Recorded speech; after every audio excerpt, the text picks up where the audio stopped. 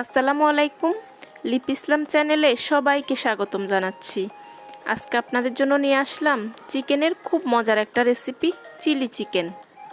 এটা ছোট বড় সবার খুব পছন্দের একটা রেসিপি।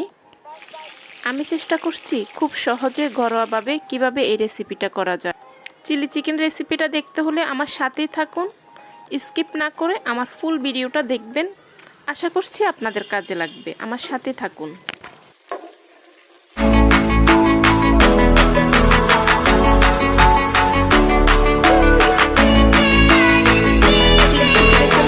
লাগবে প্রথমেই চিকেন। আমি এখানে 300 গ্রাম চিকেন নিয়েছি। এরকম মাঝারিভাবে আমি পিস করে নিয়েছি, আপনারা আপনাদের ইচ্ছা মতো করে নেবেন। তো আমি চিকেনগুলো ভালো করে ধুয়ে পানি ঝরিয়ে নিয়েছি। এখন এখানে একে একে মশলাগুলো দিয়ে দিব। প্রথমে দিয়ে দিচ্ছি 1 টেবিল চামচ রসুন বাটা, 1 টেবিল চামচ পরিমাণ আদা বাটা এবং দিয়ে দিচ্ছি 1 টেবিল চামচ পরিমাণ লেবুর রস। লেবুর রসটা অবশ্যই দিতে চেষ্টা করবেন। এখন দিয়ে দিচ্ছি 1 টেবিল চামচ পরিমাণ সয়া সস। তারপর দিয়ে দিলাম হাফ টেবিল স্পুন লবণ। লবণটা এখানে বুঝে শুনে দিতে হবে, কারণ সয়া সসে কিন্তু প্রচুর পরিমাণে লবণ থাকে। এখন দিয়ে দিচ্ছি হাফ টেবিল চামচ পরিমাণ কালো গোলমরিচের গুঁড়ো। এখন দিয়ে দিচ্ছি 1 টেবিল চামচ পরিমাণ লাল মরিচের গুঁড়ো। আপনারা জাল কম বেশি খেতে চাইলে অবশ্যই আপনাদের পরিমাণ মতো দিবেন। এখন সবগুলা উপকরণ দিয়ে আমি ভালোভাবে মেখে নিব, যাতে করে প্রতিটা মাংসের গায়ে মশলাগুলো খুব ভালোভাবে লেগে যায়। ম্যারিনেট করার জন্য কিন্তু মাংসগুলো অবশ্যই খুব ভালোভাবে মাখতে হয়।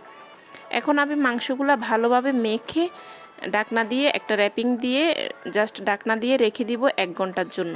আপনারা যে কোনো একটা এয়ারটাইট বক্সে রেখে দিয়ে ঢাকনা দিয়ে রেখে দিবেন। যদি হাতে সময় থাকে 2 থেকে 3 ঘন্টার জন্য ম্যারিনেট করবেন, তাহলে খুব ভালো হয়। আমার মাংসটা রেস্টে থাকলো, আর এখানে আমি এখন ক্যাপসিকাম বা যে ভেজিটেবলগুলো দিব সেগুলো রেডি করে নিচ্ছি। আমি এখানে ইয়েলো ক্যাপসিকাম নিয়েছি, সেগুলো এরকম করে কেটে নিচ্ছি। প্রথমে আমি পরিষ্কার করে ধুয়ে নিচ্ছি, আর এখন কেটে নিচ্ছি, পরে আর ধোয়ার দরকার নেই। এখন আমি রেড ক্যাপসিকাম দিচ্ছি। আসলে চিলি চিকেনটা যতটা কালারফুল হয় আমার কাছে ততই ভালো লাগে। আপনারা আপনাদের ইচ্ছা মতো দিতে চেষ্টা করবেন, আমি আমার পছন্দ মতো দিচ্ছি। এখানে কিছু পরিমাণ গাজর কেটে নিয়েছি আমি, আর গ্রিন কালার আনার জন্য কিছু সামান্য পরিমাণ বরবটি দিয়েছি, যেহেতু আমি গ্রিন ক্যাপসিকাম দেইনি। এই যে আমি এই ভেজিটেবলগুলো দিচ্ছি, খুব সুন্দর কালারফুল। এখন 1 ঘন্টা পর ফিরে আসলাম, আমার চিকেনটা ম্যারিনেট হয়ে গিয়েছে। এখন চিকেনের মধ্যে আমি দিয়ে দিব একটা ডিম।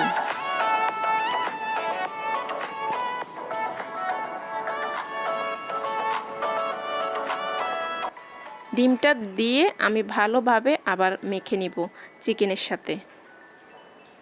ডিমটা মাখানো হয়ে গেলে এখন আমি কর্নফ্লাওয়ার দিয়ে দিচ্ছি। কর্নফ্লাওয়ারটা আমি আস্তে আস্তে দিচ্ছি। আমি প্রথমে 3 টেবিল চামচ পরিমাণ দিয়ে দেখে নিব আর লাগবে কিনা। এটা আসলে দেখে বুঝে নিতে হবে, যখন অনেকটাই আঠালো হয়ে যাবে যে হাতের সাথে লেগে যাচ্ছে, তখন বুঝতে হবে আর লাগবে না। আমারটা একটু পাতলা, তাই আমি আরও দিয়ে দিয়েছি। আমার মোট 5 টেবিল চামচ লেগেছে কর্নফ্লাওয়ার দিয়ে ভালোভাবে মেখে নিয়েছি। এখন আমি একটা ফ্রাইং প্যানে তেল বসিয়ে দিয়েছি, আর চিকেনগুলো ভালোভাবে ভেজে নিচ্ছি। অবশ্যই মিডিয়াম আঁচে ভেজে নিতে হবে, না হলে উপরে ক্রিস্পি থাকবে আর ভিতরে ভালোভাবে হবে না। মিডিয়াম আঁচে একটু এরকম করে ব্রাউন করে ভেজে নিতে হবে। তো আমি এরকম করে ভাজা হয়ে গিয়েছে। এখন একটা স্ট্রেটনারে তুলে নিচ্ছি, যাতে করে অতিরিক্ত তেলগুলা ঝরে পড়ে যায়। আমার চিকেনগুলো ভাজা হয়ে গিয়েছে। এখন আমি আরেকটা পাত্রে যে চিকেনের ভাজা তেল ছিল সেখান থেকে হাফ কাপ পরিমাণ দিয়ে দিয়েছি। এখন দিয়ে দিচ্ছি 1 টেবিল চামচ পরিমাণ রসুন কুচি, হাফ টেবিল চামচ পরিমাণ আদা কুচি। এগুলা দিয়ে আমি ভালোভাবে মিডিয়াম আঁচে ভেজে নিব ব্রাউন হওয়া পর্যন্ত। হালকা ব্রাউন হলে হবে, আর সুন্দর একটা গ্রান বের হবে। তখন দিয়ে দিচ্ছি হাফ কাপ পরিমাণ পেঁয়াজ আমি একটু বড় সাইজ করে এভাবে পাতলা পাতলা করে কেটে নিয়েছি। পেঁয়াজটা একটু নেড়ে চেড়ে আমি দিয়ে দিচ্ছি গাজর। যেহেতু গাজরটা একটু শক্ত থাকে, তাই আমি গাজরটা আগে দিয়ে একটু মিলিয়ে নিব। গাজরটা একটু নেড়ে চেড়ে দিয়ে আমি এখন বাকি সবজিগুলো দিয়ে দিচ্ছি। এখন আমি সবগুলো সবজি দিয়ে ভালোভাবে একটু নেড়ে চেড়ে নিব। এক্ষেত্রে চুলার আঁচটা কিন্তু একটু বেশি থাকবে, তাহলে কালার সুন্দর থাকে সবজির। এখন আমি দিয়ে দিচ্ছি 1/3 cup tomato sauce, 1/3 cup chilli sauce এবং 1 টেবিল চামচ পরিমাণ সয়া সস, 1 টেবিল চামচ পরিমাণ হোয়াইট ভিনেগার। এগুলো দিয়ে আমি ভালোভাবে সব কিছুর সাথে আবার মিলিয়ে নিব।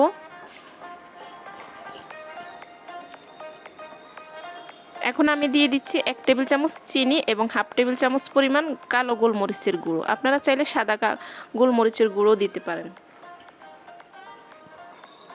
আমি আবার ভালোভাবে সবগুলো নেড়েচেড়ে মিলিয়ে নিয়ে এখন 2 মিনিটের জন্য ঢাকনা দিয়ে রেখে দিব। যেহেতু আমি সবজিগুলো আগে সিদ্ধ করিনি, তাই ঢাকনা দিয়ে অবশ্যই রাখতে হবে 2-3 মিনিট, সবজিগুলো তাহলে হাফ সিদ্ধ হয়ে যাবে। এখন আমার ভাজি করা চিকেনগুলো আমি এখানে দিয়ে দিয়েছি, দিয়ে আবার ভালোভাবে মিশিয়ে নিচ্ছি।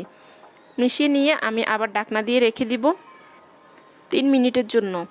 এখন আমি 3 টেবিল চামচ কর্নফ্লাওয়ার এবং 6 টেবিল চামচ পানি নিয়ে ভালোভাবে গুলিয়ে নিয়েছি। এখন এই পানিটা আমি এখানে দিয়ে দিব। এই পর্যায়ে কিন্তু অনবরত নাড়তে হবে, কারণ কর্নফ্লাওয়ারটা দেওয়ার পরে এটা অনেকটাই থিক হয়ে আসবে। যেহেতু চুলার আঁচটা আমার মিডিয়াম থেকে একটু বেশি আছে, সেহেতু নিচে লেগে যেতে পারে, অনবরত নাড়তে হবে। এখন দিয়ে দিচ্ছি 1 টেবিল চামচ পরিমাণ টেস্টিং সল্ট এবং 4-5টা কাঁচামরিচ। আমার রান্নাটা প্রায় হয়ে আসছে। এক্ষেত্রে যদি আপনারা দেখেন একটু ঘনটা বেশি হয়ে গিয়েছে, তাহলে একটু পানি মিক্সড করে দিতে পারেন। আমার আর এখানে পানি মিক্সড করা লাগেনি, যেহেতু আমি 6 টেবিল চামচ পানি দিয়েছি কর্নফ্লাওয়ারের সাথে।